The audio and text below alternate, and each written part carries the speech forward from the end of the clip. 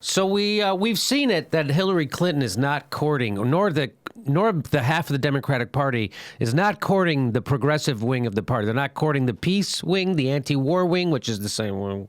They're not courting the environmentalists. In fact, they're still smearing them, just like they smeared Bernie Sanders. You know, he's a sexist and he's grumpy and he's in it for himself. You know, all that stuff, right? So they're doing that to the Greens now. So instead of reaching out to the left, in fact, Ted Rall wrote an article in Counterpunch. He says Hillary's strategy, snub liberal Democrats, move right to nab anti-Trump Republicans. That's her strategy. So I've repeated this before. I've said this before. I'll say it again. You should not pledge your vote to Hillary Clinton. You should make her come get your vote. She's not doing that right now. She thinks you have nowhere to go. She's being more accommodating to right-wingers than she is to left-wingers. If that's okay with you, go ahead, pledge your vote to it. My whole point is people say, I'm going to hold my nose and vote for Hillary and then hold her feet to the fire, which sounds like really bad negotiating tactics. My point is you hold her feet to the fire now. You get her to come over now before the election, and then you hold her feet to the fire by saying, look what all that stuff you said. That just makes way more sense than pledging your vote to her now. Okay. So I'm reading a Ted Rall's article, and he makes a great point that this is probably a losing strategy because he says, not counting caucus states, over 13.1 million people voted for Sanders. Conservatively, 15% of those burners, just shy of 2 million voters, currently say they won't vote for Hillary Clinton. So 85% of people who supported Bernie Sanders says they will support Hillary. 15% said they won't. And that comes out to 2 million voters. Ted Rall goes on to say, extrapolate those results to the approximately 66 million Democrats who turned out in the 2012 general election, and you get 10 million voters who won't vote for her. That's what Ted Rall's saying. Remember this. Here's a great point he makes. Barack Obama beat Mitt Romney by fewer than 5 million votes.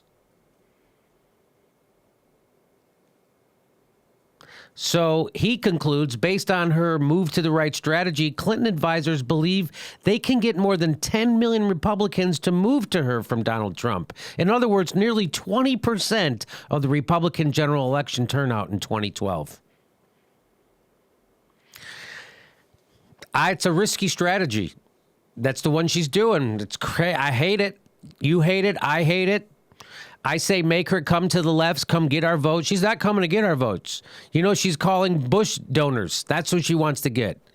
She appointed Tim Kaine, who's pro-TPP, pro-Hyde Amendment.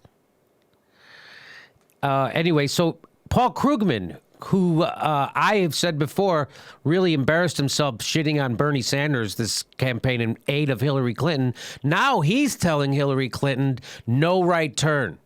This Paul Krugman wrote this on August 5th, and he says this, and this is a good reason. I like Paul. So he's back on track, Paul Krugman.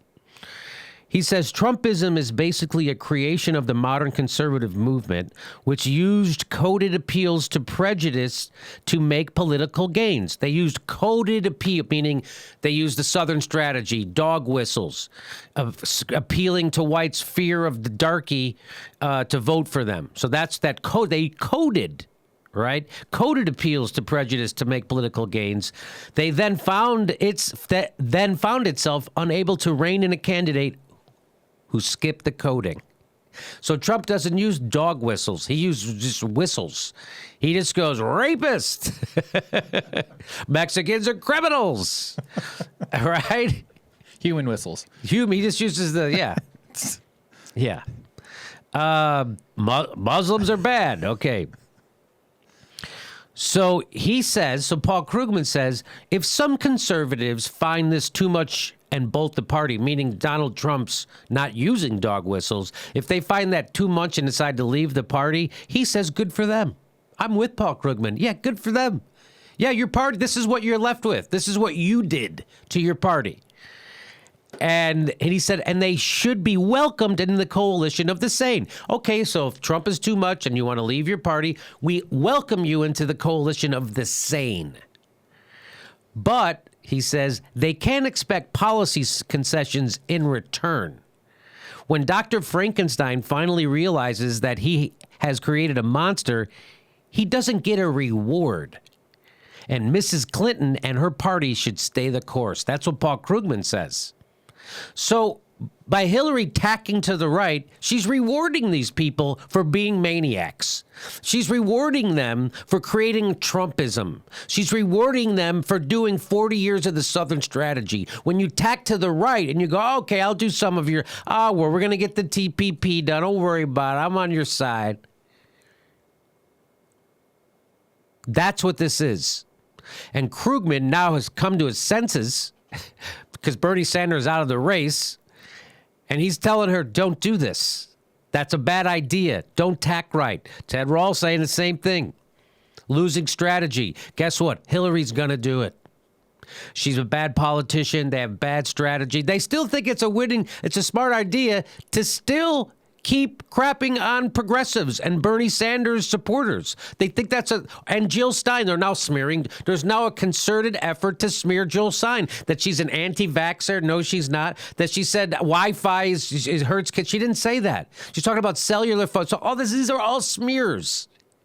Jill Stein is a graduate of the Harvard Medical School, okay? And she doesn't take that corporate cash. And, of course, they're going to smear her. Oh, she's crazy. She's this. She's worse than Nader, I saw somebody say. So I'm with Paul Krugman. By tacking to the right, Hillary Clinton is, in effect, rewarding the crazy policies and the crazy politics of the right wing. She's going to do it anyway, no matter what. So get ready. Here it comes.